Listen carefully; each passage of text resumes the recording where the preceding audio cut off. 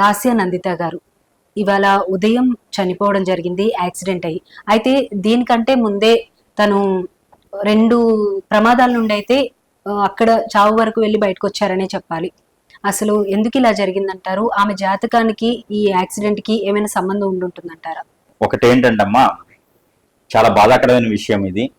లాస్య నందిని గారు తను ఒక ఎమ్మెల్యేగా చేశారు, ఎమ్మెల్యేగా చేస్తున్నారు.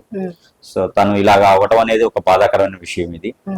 కానీ ఇది నేను చూసిన తర్వాత ఇది బాధాకరమైన విషయమే, కానీ ఇంకొంచెం బాధ కలిగించే విషయం ఏంటంటే తనకు జరిగినటువంటి యాక్సిడెంట్ కాదు, ఈ యాక్సిడెంట్ అవ్వడానికి గల కారణాలు.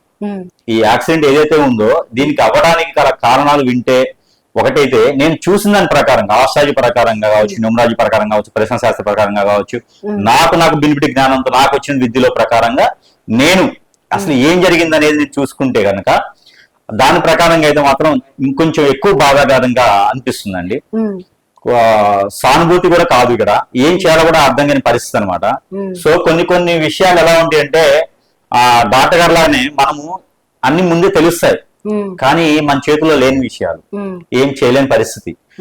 కొన్ని చెప్పుకోవడం తప్పితే ఏం ఉపయోగం ఉండదు. ఫర్ అదర్ స్టెప్ కూడా మనం ఏమి వేయలేము. ఇప్పుడు మనం ముందుగా ఏం చెప్పుకున్నా కూడా ఇక పోయిన వ్యక్తులకి మనం జ్ఞాపకాలు తప్పితే, ఆ మెమొరీస్ జ్ఞాపకాలు తప్పితే తిరిగి తీసుకోలేము.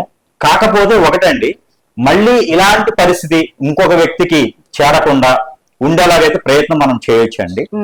అది ఒకసారి పరిశీలిద్దాం. ఇప్పుడు చెప్పండి గురుగారు. అంటే ఇప్పుడు నేను అడుగుతున్నది ఏంటంటే, ఆవిడకి అంతకు ముందే 2 times అక్కడ చావు వరకు వెళ్ళొచ్చారని చెప్పొచ్చు. ఒకసారి లిఫ్ట్ లో కింద పడిపోవడం జరిగింది, లిఫ్ట్ సడన్ గా స్ట్రక్ అయిపోయి, తర్వాత ఒక 10 రోజుల ముందే యాక్సిడెంట్ అనేది జరగడం జరిగింది. మళ్ళీ ఇంతలోనే మళ్ళీ యాక్సిడెంట్ అయి తను చనిపోయారనమాట.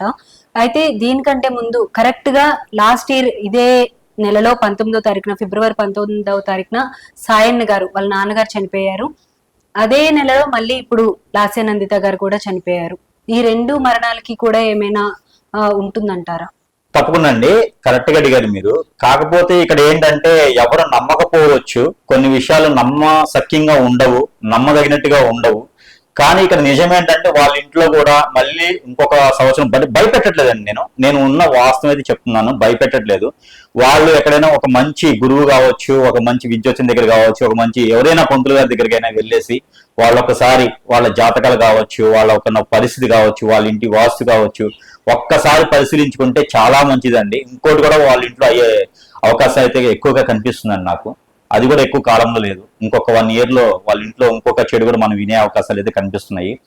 దయచేసి అయితే వాళ్ళు త్వరగా ఎక్కడికైనా వెళ్ళేసి ఒకసారి వాళ్ళు పరిశీలించుకుంటే, వాళ్ళ ఒక హరోస్కోప్ ప్రకారంగా వాళ్ళ ఇంట్లో ఎంతమంది ఉంటే అంతమంది, ఎక్కడైనా గురువు గారు, మీకు తెలిసిన గురువు గారు కావచ్చు, కరెక్ట్ గా మీరు జాతకాలు తీసుకొని దాని తగ్గటువంటి దానాలు కావచ్చు, యజ్ఞాలు కావచ్చు, హోమాలు కావచ్చు, జపాలు కావచ్చు, ఏది ఉంటే కూడా అది చేయించుకోవాలని నా విన్నపం అండి. తప్పకుండా మీరు చేయించుకుంటారని ఆశిస్తున్నాను. అలానే ఇప్పుడు జరిగినటువంటి పరిణామం ఏదైతే ఉందో, ఈ యాక్సిడెంట్ లాస్య నందిని గారు ఏదైతే కాలం చేస్తున్నారో దానికి సంబంధించినటువంటి నేను చూసినప్పుడు ఏంటంటే అండి, ఇది జరగనటువంటి సన్నివేశం, అసలు జరగరానటువంటి దృశ్యం అండి. ఇది జరిగిపోయింది, కానీ ముందుగానే వాళ్ళు గమనించుకొని కనుక ఉంటే చాలా బాగుండేదండి. కాకపోతే వాళ్ళు ఉన్న బిజీ షెడ్యూల్లో కావచ్చు, వాళ్ళు ఉన్నటువంటి పరిస్థితుల్లో కావచ్చు, వాళ్ళకు ఉన్నటువంటి ప్రాబ్లమ్స్ లో కావచ్చు, వాళ్ళు పట్టించుకోకపోయి ఉండొచ్చు. కానీ ఇంకొక నాయకుడికి అయితే ఇలాగా అవడానికి ఛాయిస్ అయితే ఇవ్వకండి ఎవరును. ఇంకొక నాయకులు ఎవరున్నా కూడా వాళ్ళ పరిధిలోను ప్రతి 3 నెలలకు ఒకసారి మీరు ఏదైనా యజ్ఞహోమాలు కావచ్చు, యాగాలు కావచ్చు, జపాలు కావచ్చు, ఏది ఉంటే అది.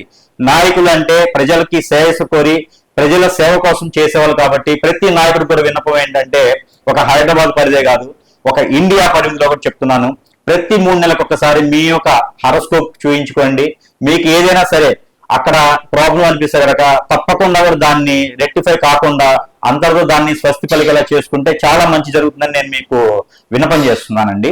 ఇకపోతే ఒకటండి, వాళ్ళ ఇంట్లో ఏదైతే ఉందో వాస్తులోపం కూడా నాకు కనిపిస్తా ఉందండి. వాస్తులోపంతో పాటు వాళ్ళ ఇంట్లో కొన్ని గమనించుకుంటే కనుక వాళ్ళ ఇంట్లో ఈ గత 3 నెలల నుంచి కూడా కొన్ని వైబ్రేషన్స్ కావచ్చు, కొంతమంది మనసులు, మైండ్లు, ఆలోచనలు, మాటలు అన్ని కూడా మార్పు వచ్చే ఛాయిసెస్ ఉండొచ్చు.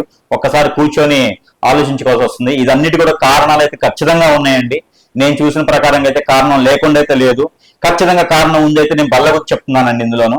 ఇది నేను చూశానండి. నేను మార్నింగ్ ఈ విషయం వినగానే దుర్భంగులయ్యి నేను అసలు ఎలా జరిగిందని చెప్పేసి నేను చూడటం జరిగింది.